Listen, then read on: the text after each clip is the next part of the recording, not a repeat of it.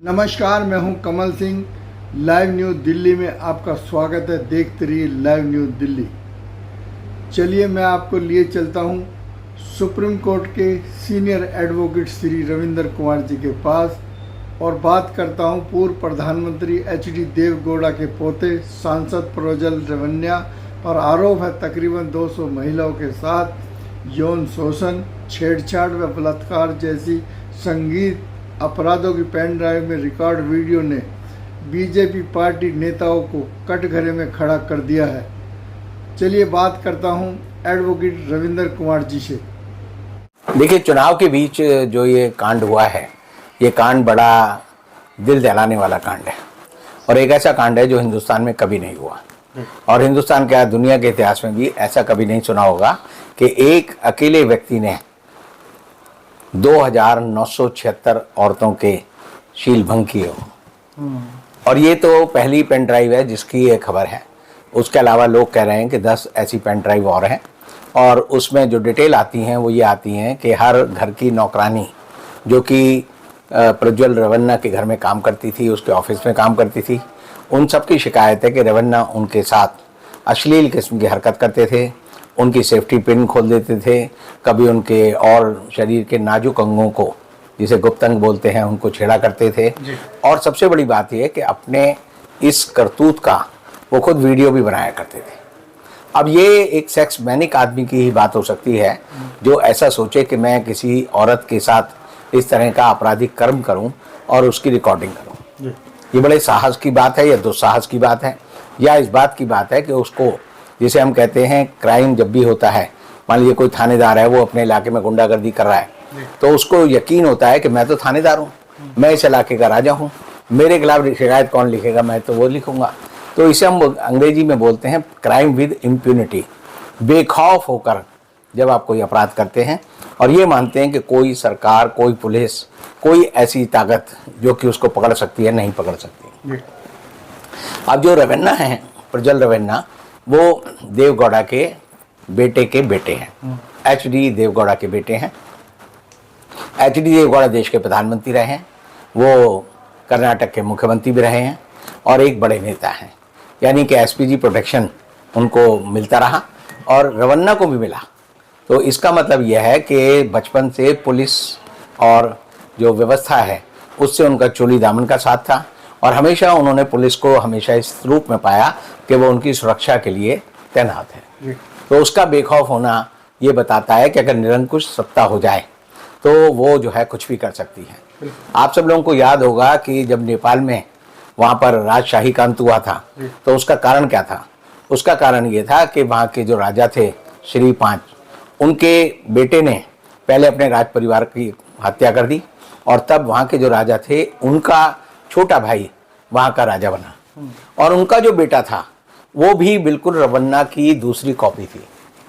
वो क्या करता था, राह चलती सड़क पे कोई लड़की उसे पसंद आती थी, वो उसे उठा लिया करता था, उसके साथ रात बिताता था और जो मनचाहा बर्ताव करता था। धीरे धीरे कहानियाँ इतनी फैली कि उसकी वजह से नेपाल में निरंकुश राजशाही का अंत हो गया और वहाँ पर आज के दिन लोकतंत्र है, चुनाव हो रहे हैं। और हिंदुस्तान की हालत तो और उससे बदतर है कि भाई एक निरंकुश राजा से बचने के लिए लोगों ने एक रास्ता चुना, एक कि हम जो है राजशाही का खात्मा करके लोकतंत्र को चुनते हैं। अब हिंदुस्तान में तो लोकतंत्र है 1947 से। पहला आम चुनाव हमारे यहाँ 51-52 में हुआ और अब भी लोकसभा के चुनाव हो रहे हैं। तो ये समझिए कि जो प्रज्वल रेवन्ना है वो लोकसभा का सदस्य है। जो आदमी संसद में बैठकर कानून बनाता है, विधायिका का काम है विधान बनाना, और ऐसी हालत में जो आदमी विधान बनाता है वो अगर इतना बेखौफ है तो आप समझ सकते हैं देश में कानून व्यवस्था की हाल क्या है। और इसीलिए मैं हमेशा कहता हूँ देश में दो तरह के लोग हैं। जैसे हमारे यहाँ एक लाइन है, ये पावर्टी लाइन, जिसमें हम लोग कहते हैं कि कुछ लोग पावर्टी लाइन से ऊपर हैं, कुछ लोग पावर्टी लाइन के नीचे हैं। इसी तरह लॉ एंड ऑर्डर की भी एक लाइन है, कुछ लोग लॉ एंड ऑर्डर, कानून और व्यवस्था से ऊपर हैं, कानून उनके घर जो है पानी भरता है, और कुछ लोग जो है कानून के राज में शासित होने के लिए उस कानून की लाइन से नीचे है। तो अब जो चुनाव है उसमें वोट किनको देना है? उन लोगों को देना है जो कानून की लाइन से नीचे हैं और ऐसे लोगों को तय करना है कि ऐसे इस माहौल में ऐसी हिम्मत किसी देश के किसी राजनेता के परिवार की कैसे होती है कि वो 2976 औरतों के शील को भंग करता है, फिर वो पुलिस के प्रोटेक्शन में ही एक तरह से हिंदुस्तान के एयरपोर्ट जाता है और वहाँ से भागकर वो फ्रैंकफर्ट पहुँच जाता है, एक तरह से सुरक्षित हो जाता है। अब जो राजनीति है वो यहाँ से शुरू होती है। राजनीति कैसे शुरू हुई? राजनीति ऐसे शुरू हुई कि उसकी जो वीडियो और ये जो सारी की सारी क्लिप हैं, इनकी पेन ड्राइव बनी और 1000 पेन ड्राइव जो है हासन, जहाँ से वो लोकसभा का चुनाव एनडीए गठबंधन और अपनी जो उनकी पार्टी है जेडीएस उसके टिकट पर लड़ रहा है, तो उसने उसके विरोधियों ने उसकी पेन ड्राइव सब जगह बांट दी, सर्कुलेट हो गई।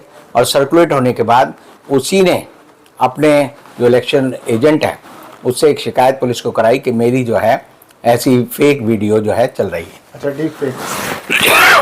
डीप फेक, तो डीप फेक को लेकर ये जो बात अब शुरू हुई, उसी के साथ जो है एक दूसरी डीप फेक की कहानी शुरू हो गई। और वो ये कहानी है कि अमित शाह भाषण दे रहे हैं और उस भाषण में उन्होंने कहा कि संविधान में अनुसूचित जनजाति के को जो आरक्षण मिला हुआ है, उस आरक्षण में कांग्रेस ने 4% आरक्षण मुस्लिमों को दे दिया। हम इस आरक्षण को, मुस्लिमों के आरक्षण को गैर संवैधानिक मानते हैं और इसे खत्म करेंगे। जी। अब जिस आदमी ने भी वीडियो एडिट की उसने वो हिस्सा गायब कर दिया जिसमें ये कहा गया कि कांग्रेस ने वहाँ पर 4% आरक्षण मुस्लिमों को देने का फैसला किया है और हम, ये लाइन हटा दी। और इसका मतलब ये निकला कि आरक्षण के खिलाफ जो है भारतीय जनता पार्टी की एक मुहिम चल रही है। और ये मुहिम लोगों को, मार्केट में आने के बाद तो कई लोगों पे एफआईआर भी हो चुकी है। नहीं, एफआईआर तो होती है। एफआईआर तो देखिए इनकम जो आईटी दिल्ली पुलिस ने की है। नहीं, कोई भी पुलिस कर सकती है। इंफॉर्मेशन टेक्नोलॉजी एक्ट जो है उसमें प्रोविजन है कि अगर आप कोई भी इलेक्ट्रॉनिक गैजेट का इस्तेमाल करके, मशीन का इस्तेमाल करके, एआई का इस्तेमाल करके अगर आप किसी भी चीज़ को डिस्टॉर्ट करते हैं तो उसके खिलाफ 5 साल की सजा है। और इसीलिए उसको आप सर्कुलेट करते हैं उसके लिए अलग सजा है। और आप समाज में विद्वेष फैलाते हैं उसके लिए 354 आईपीसी की सजा है, 353 की सजा है। तो 353 में 2 समुदायों के बीच में आप वैमनस्य फैलाते हैं उससे की भी सजा है। लेकिन ये वीडियो जिस तेज़ी से सर्कुलेट हुई वो इसलिए हुई क्योंकि लोग मानते हैं कि भारतीय जनता पार्टी और आरएसएस हर हाल में आरक्षण को ख़त्म करना चाहती है। अगर इस वीडियो की बात हम हटा दें तो उसके अलावा आपको बहुत सारी ऐसी वीडियो मिलेंगी, इवन आरएसएस के खुद के अपने जो घोषणा पत्र हैं और यहाँ तक कि मोहन भागवत जो कि आरएसएस के सरसंघचालक हैं, उन्होंने भी बिहार के चुनाव थे, विधानसभा के चुनाव, उनमें कहा था कि हम आरक्षण की पूरी जो स्थिति है उसका परीक्षण करेंगे, उस पर रिव्यू करेंगे और उसके बारे में ख़त्म करने के बारे में सोचेंगे। तो आरएसएस का अभी मैंने जैसा अभी कल भी आपको कहा था कि जो कल्की महाराज के रूप में प्रसिद्ध है आचार्य प्रमोद कृष्णन, उनका वीडियो है जो बिल्कुल सही वीडियो है, जिसके मंदिर के उद्घाटन में मोदी जी चुनाव के पहले गए थे और वहाँ पर उन्होंने कहा था कि हम कल की अवतार आएंगे, उनके मंदिर का उद्घाटन है। उन्होंने बीजेपी ज्वाइन कर ली और उन्होंने बयान दिया कि जो जातिगत आधारित आरक्षण है उसे खत्म किया जाना चाहिए। तो ऐसा नहीं है कि आरएसएस के लोग इस मांग को नहीं उठाते, आरएसएस के लोग हमेशा इस मांग को उठाते हैं और इसीलिए ये बात उन पर जल्दी चस्पा हो गई। लेकिन इतना विश्वास किसी को नहीं था कि ये बात दलित समुदाय और आदिवासी समुदाय के अंदर तक इतनी जल्दी पहुंच जाएगी कि पूरी सरकार को उसमें हरकत में आना पड़ेगा। अब जो डीप फेक की बात है उसके लिए दिल्ली पुलिस ने एक एफआईआर दर्ज की है और असम ने इस व्यक्ति को गिरफ्तार किया है जिसने इस डीप फेक की जो वीडियो है वो बनाई। लेकिन आप देखिए डीप फेक की वीडियो तो बहुत सारी हैं, जैसे कि राहुल गांधी के डीप फेक की एक वीडियो लगातार लोगों के दिखाई जाती है, जिसमें राहुल गांधी कह रहे हैं मैं एक ऐसी मशीन बनाऊंगा जिसमें इधर से सोना डालूंगा, आलू डालूंगा और उधर से सोना निकालूंगा। तो जबकि ये बात जो है नरेंद्र मोदी ने कही थी कि मैंने आलू के क्लस्टर बनाए हैं और किसान जो है आलू से सोना बना सकते हैं।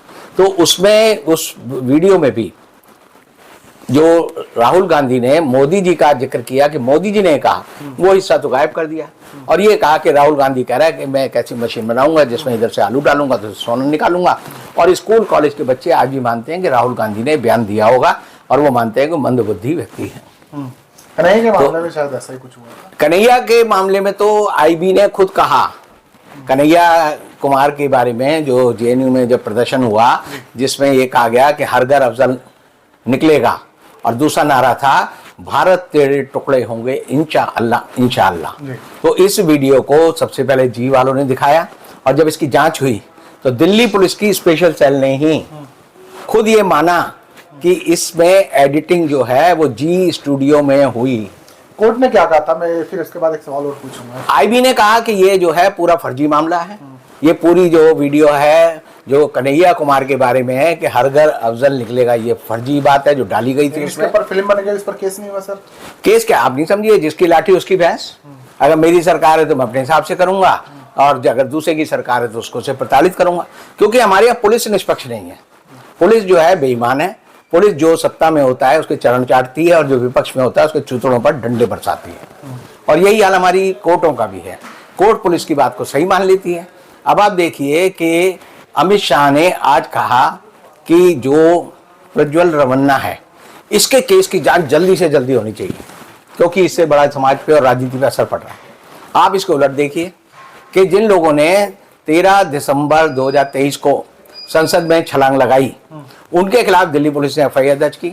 पहले उसकी जो 90 दिन की सीमा थी कि उसमें उसकी जांच होनी चाहिए, दिल्ली पुलिस ने वो 90 दिन में जांच पूरी नहीं की। 51 उन्होंने टीम बनाई और उन्होंने कहा जी हम इसकी जो है जो चार्जशीट है वो 90 दिन के भीतर में फाइल करेंगे। 90 दिन बीत गए। उसके बाद उन्होंने अदालत में जाके कहा जी हमें 45 दिन और चाहिए। तो 26 अप्रैल को, 4 दिन पहले ही 45 दिन भी खत्म हो गए।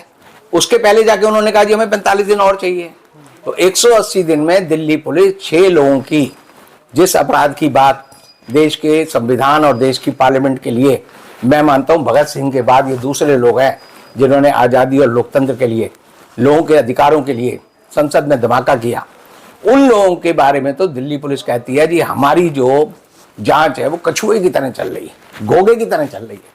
चल भी रही है नहीं चल रही है नहीं पता, क्योंकि उन्हें डर है कि अगर ये पहले चार्जशीट आ गई तो चुनाव में सच्चाई पता चल जाएगी, और ये पता चल जाएगा कि ये बच्चे चाहते थे किसानों पे अत्याचार ना हो, लोगों को रोजगार मिले, लोगों की दुर्दशा है वो खत्म हो, तो ये बात अखबार में हेडलाइन ना बने। इसे दिल्ली पुलिस को इंस्ट्रक्शन है कि वो 4 जून से पहले किसी भी हालत में ये चार्जशीट फाइल ना करे। और रवन्ना के मामले में मोदी सरकार चाहती है, अमित शाह चाहते हैं कि उसकी जांच जल्दी से जल्दी की जाए, जबकि आईपीसी और सीआरपीसी में प्रावधान है कि जो जांच अधिकारी है वो अपनी मर्जी से जांच करेगा। देश की सर्वोच्च न्यायालय भी, देश की कोई भी उच्च न्यायालय भी उसको आदेश नहीं दे सकती कि तुम उसकी जांच जो है तुरंत खत्म करो। ये तो अच्छी बात है ना, कोई अपराधी है तो जांच हो जाएगी, वो जेल चले जाएगा। मैं ये नहीं कह रहा जांच नहीं होनी चाहिए, मैं तो कह रहा हूँ कि जो पार्लियामेंट वाले बच्चे हैं उनकी जांच भी तो करो भाई। एक जगह तो मेरे हाथ जो है पत्थर के हो जाते हैं और एक जगह मेरे हाथ मशीन की तरह हो जाते हैं, जल्दी चलने लगते हैं। तो कानून को इस बात से मतलब नहीं होना चाहिए कि अपराधी कौन है। जी, लेकिन सर ये किस तरह की मेंटेलिटी है कि वीडियोस बना के उनका कलेक्शन रखा हुआ है? देखिए ये मैंने कहा ना, ये सेक्स मैनिक है। बहुत सारे लोग जो है अपने कुकृत्य की याद रखते हैं। बड़ा बदमाश क्या करता है, वो बड़ा की तो मारता है, साले जानता नहीं 100 मर्डर किए मैंने, वो 100 मर्डर किए हैं मैंने, ये तमगे की तरह लगा के रखता है ताकि दूसरा इस बात से ही दहशत में आ जाए कि बहुत बड़ा गुंडा है। अदरवाइज आप देखिए अक्सर होता क्या है, जितना बड़ा बदमाश होता है उसका कत्ल वो आदमी करता है जिसे नहीं पता होता ये बड़ा बदमाश है, क्योंकि उसकी जो दहशत है पहले दिमाग में। जैसा अतीक वाले मामले में हुआ, कुछ नए बच्चे आए, गोलियां मार दी उन्होंने। अतीक को तो खैर मरवाया गया है। अतीक के बारे में तो आप समझिए जांच की जो बात है, आज तक मैं कह सकता हूँ अतीक की मौत जो है वो स्टेट स्पॉन्सर्ड पुलिस के पहरे में जांच किए बिना उसकी मौत को दबा दिया गया। ये वास्तव में स्टेट स्पॉन्सर्ड डेथ है और इसके लिए जिन्होंने कराई है उनको फांसी मिलनी चाहिए, लेकिन अभी वो सत्ता में बैठे हैं तो ऐसा नहीं होगा। लेकिन जिस तरह 1984 के दंगों की जांच बाद में भी हुई, क्योंकि इसमें कोई टाइम लिमिट नहीं होती, 30 साल बाद भी हो सकती है, सरकार बदलेगी। तो मैं आपको कह रहा हूँ अतीक अहमद की और उसके भाई की हत्या में आज के जो मुख्यमंत्री हैं उत्तर प्रदेश के योगी आदित्यनाथ, उनको फांसी होगी, ये लिख लीजिए। सरकार बदलने की देर है। तो जनता को चाहिए कि वो सरकार के बारे में सोचे कि सरकार को उसे कैसे चुनना है, कैसे बदलना है। और जो सबसे बड़ी बात है, स्मृति ईरानी की जो फोटो है जो प्रज्वल रवन्ना के साथ है, रोड शो निकाल रही है, ये वो स्मृति ईरानी है जो संसद में कहती थी, मायावती को कहती थी माफी मांगो माफी मांगो माफी मांगो। औरतों के सम्मान के लिए माफी मांगो। राहुल गांधी को कहती थी इसने फ्लाइंग किस दी है, एक मेंबर को फ्लाइंग किस दी है, माफी मांगो माफी मांगो। चिट्ठी लिख दी 11 महिलाओं ने, सांसदों ने। और रवन्ना के मामले में स्मृति ईरानी की जबान जो है उसको लकवा मार गया। हेमा मालिनी ने कहा राहुल गांधी ने ऐसी कोई हरकत नहीं की, मैंने ऐसी हरकत नहीं देखी। तो सारी बात जो है देखिए कि राहुल गांधी के ऊपर झूठा आरोप लगाने वाली स्मृति ईरानी किस मुंह से अमेठी में जाकर रवन्ना की ये तस्वीर अगर जनता के बीच में फैलेगी तो वो किस मुंह से कहेगी कि मुझे वोट दो, मैं महिला अधिकारों की समर्थक हूँ। मेरा ये मानना है कि इससे भारतीय जनता पार्टी नहीं, भारत की पूरी राजनीति में नेताओं का औरतों के बारे में जो सोच है वो उजागर हुआ है। बड़ी बड़ी बातें करेंगे, अब महिलाओं को सम्मान देंगे। तो एक मुझे बचपन की एक बात याद आती है, हमारे चांद चौक में नेताजी थे, वो कहते थे औरत को सम्मान दो और उसकी इज्जत ले लो। तो बड़े हम छोटे थे, हमें नहीं समझ आया, जब बड़े हुए तब समझ आया कि ये आदमी इज्जत लेना किसे कह रहा है। तो ये जो है कहेंगे औरत को सम्मान दो और उसकी इज्जत ले लो, ये उस तरह की मानसिकता के लोग हैं। और इसीलिए देश में महिलाओं की दुर्दशा हो रही है और देश में लोग जो है बड़े परेशान हैं। अब ऐसी हालत में मुझे एक बड़ा पुराना किस्सा याद आ रहा है। बताइए। वो किस्सा ऐसा है कि शीला कौल के नीचे एक मंत्री होते थे, आवासीय राज्य मंत्री, उनका नाम था पी.के. तुंगन। ठीक है। पी.के. तुंगन को एक शौक था, वो पकड़े गए इस बात पे, सीबीआई ने उनके खिलाफ केस किया और केस इस बात का किया कि इन्होंने सरकारी कर्मचारियों को जो फ्लैट अलॉट होते हैं वो अलॉट करने के नाम पर उनसे रिश्वत ली और उनके घर से डायरी बरामद हुई। उस डायरी में अगर आप देखेंगे तो हर पेज पर लिखा होता था कुछ, क्या कि 1+1+1, फिर डेट लिखी होती थी 1+1+1+1। तो सीबीआई ने उनको जोड़कर निकाला कि यह आदमी हर फ्लैट के बदले में 1 लाख रुपया रिश्वत लेता है। जब 1 लाख रुपए रिश्वत लेता है, ये चार्ज उस पर लगा और यहाँ पटियाला हाउस कोर्ट में मुकदमा शुरू हुआ। जब मुकदमा शुरू हुआ तो पी.के. तुंगन ने एक बड़ी ऐसी डिफेंस ली जिसको सुनकर जो है आपको भी हंसी आएगी, मुझे तो खैर आती है। उसने कहा, उसके वकील ने कहा कि ये जो मंत्री जी हैं इनके अंदर एक बुरी आदत थी, जो महिला इनके पास जाती थी इनसे अपने फ्लैट के अलॉटमेंट के लिए एप्लीकेशन लेकर, तो ये उसको कहते थे तुम अपनी धोती ऊपर करो, धोती ऊपर करो, धोती ऊपर करो। जब वो अचानक धोती ऊपर कर लेती थी तो ये उसकी वजाइना को देखते थे और उसके बाद अपनी डायरी में ले लेते थे प्लस, क्या आज 1 देखी, आज 2 देखी, आज 3 देखी। तो ये जो है पैसे का लेन देन नहीं हुआ, ये मंत्री जी की जो बुरी हरकत है, जो रवन्ना की भी है, प्रज्वल रवन्ना की भी है, उसके बाप की, एच.डी. देवगौड़ा की, यानी एच.डी. जो रवन्ना है उसका बाप है उसकी भी है। और हमने तो जो मुकदमा चला, एक मुकदमा हुआ था हरदन अली देवगौड़ा ने किया था, एक दूसरे देवगौड़ा थे जो प्रोफेसर देवगौड़ा थे, जिन्होंने देवगौड़ा के प्राइम मिनिस्टर बनने के बाद उन पर एक चिट्ठी लिखी थी, एक किताब लिखी थी जिसमें उन्होंने कहा था कि ये आदमी बड़ा भ्रष्ट है। तो उन्होंने भारत सरकार की तरफ से, उस समय प्रधानमंत्री थे, उन्होंने एक उस पर मानहानि का केस शुरू किया जो पटियाला हाउस में चला। हम उस अभियुक्त के वकील थे, वो अभियुक्त जो था वो लंदन स्कूल ऑफ इकोनॉमिक्स के प्रोफेसर थे और भारतीय जनता पार्टी के वो सांसद भी थे। तो जब उनका केस चल रहा था तब हमारे पास जब क्रॉस एग्जामिनेशन था तो एक खबर आई कि देवगौड़ा सेक्टर 5 R.K. पुरम में एक घर में जाते हैं और वहाँ पर चिंकी राम की लड़कियाँ रहती हैं। तब तक मुझे नहीं पता था चिंकी किसको बोलते हैं, लोग जो है चिंकी उन लड़कियों को बोलते हैं जो उत्तर पूर्व की होती हैं और वो हिंदुस्तान में, भारत में आकर, यानी वहाँ के लोग ऐसा बोलते हैं कि हम इंडिया जा रहे हैं। तो वो यहाँ पर रहती थी और ये प्रधानमंत्री के रूप में भी वहाँ जाते थे। जब हमने सवाल पूछा तो उनके वकील बड़े नाराज हुए, बोले बिलो द बेल्ट आप जो है सवाल कर रहे हैं, आप इनकी इज्जत खराब कर रहे हैं। तो ऐसी हालत को आप देख कर समझ लीजिए कि जब पी.के. तुंगन की मैं बात बता रहा था, अदालत ने मान लिया कि हाँ जी इस आदमी में बुराई थी, इसने रिश्वत नहीं ली, ये महिलाओं के साथ ऐसे उनके गुप्तांग देखने के लिए जो है उसकी एंट्री करता था और बरी हो गया। तो जब पी.के. तुंगन बरी हुआ तो मुझे लगा कि इस देश में महिलाओं को लेकर सिर्फ आप फंसते ही नहीं, महिलाओं का इस्तेमाल करके भी आप बच सकते हैं। और ऐसे एक दूसरा मामला है, अरुण जेटली उसमें एक सरकारी IAS ऑफिसर का बचाव कर रहे थे, वो डिस्प्रपोर्शनेट एसेट का केस था और उसमें जो दलील दी गई वो ये दी गई कि ये जो IAS ऑफिसर है, जब ये अपने ऑफिस चले आते थे तो इनकी पत्नी घर में प्रोस्टिट्यूशन करती थी और ये जो पैसे पकड़े गए हैं ये प्रोस्टिट्यूशन के पैसे हैं और वो IAS अफसर भी बरी हो गया। तो आप समझिए देश में कानून की जितनी ज़्यादा चीरफाड़ करेंगे उतना आपको पता चलेगा कि कितनी गंदगी हमारे समाज में है। और चुनाव में ये हमारे लिए मौका है कि हम तय करें कि हमें उन व्यक्तियों को चुनना है जो चरित्रवान हो, जिनका कैरेक्टर अच्छा हो, जो पढ़े लिखे हो, जो जनता का भला करते हो, ना कि ऐसे लोग हों जो जनता को मिलते ही उसके साथ बलात्कार करते हैं। ऐसे लोगों से हमें बचना चाहिए। अच्छा, एक क्वेश्चन है, थोड़ा सा आपसे जानकारी और चाहते हैं। जो हमारे पीएम का एक नारा है, बेटी बचाओ बेटी पढ़ाओ, जहाँ एक तरफ ये बातें करते हैं, दूसरी तरफ यानी मणिपुर में हमने देखा जो वहाँ की महिलाओं को निर्वस्त्र करके घुमाया गया, और इस तरह की बातें जब ये करते हैं, और जो जिस विषय में बात चल रही है उसके इलेक्शन के बारे में भी यानी कई बार वो प्रचार करने पहुँचते हो पीएम साहब, तो ये कहाँ तक सच जवाब दीजिए। देखिए, नेता जो होते हैं उनके दो चेहरे होते हैं। मोदी जी का भी एक भाषण आ रहा था जिसमें वो कह रहे थे, बचपन का मुझे एक वो गाना याद आ रहा है, एक चेहरे पे कई चेहरे लगा लेते हैं लोग। तो मोदी जी उस समय सच बोल रहे थे। मोदी जी ने जब ये बोला कि बेटी पढ़ाओ बेटी पटाओ, उस समय भी वो सच बोल रहे थे। अच्छा। और जो वो कह रहे थे कि सहारनपुर की लड़की की नक्काशी बड़ी मशहूर है, तब भी वो सच बोल रहे थे। ऐसा है, हमारे जो लोग हैं वो पाखंडी हैं, उनके दो चेहरे होते हैं, कईयों के तो तीन चेहरे होते हैं, एक जनता में दिखाने के लिए, एक व्यक्तिगत जीवन में जीने के लिए। और इसीलिए हमारे जितने सांसद हैं, मैं क्यों कहता हूँ वो सारे भ्रष्ट हैं, वो इसलिए हैं क्योंकि राजनीति में पैसे के अलावा यानी मुझे कई लोगों के बयान याद हैं। भाजपा के एक नेता ने कहा था कि भाजपा में तरक्की करनी हो तो घर की बहू बेटी को नेताओं को परोसना पड़ता है, ये कहा, या पैसा देना पड़ता है।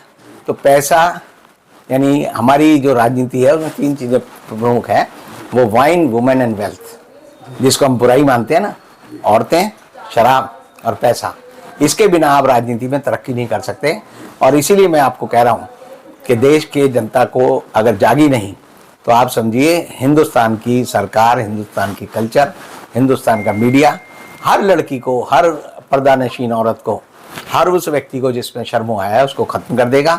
और ये जितनी भी चैनल पे लोग देखते हैं 3X मूवीज़ या दूसरे नाटक या चुटकुले, वो सारे सेक्स आधारित हैं। वो इसलिए हैं कि लोग परवर्टेड हो गए हैं। एक आदमी का परवर्जन सबको पता चल गया कि जो रवन्ना है वो ऐसा है, बाकी सबके अंदर जो है एक रवन्ना है जो छुपा हुआ है। और जो लोग रवन्ना को पसंद करते हैं वो रवन्ना को वोट दें, और जो लोग समझते हैं कि रवन्ना गलत है उनको ऐसे लोगों का विरोध करना चाहिए। बहुत बहुत धन्यवाद जनाब।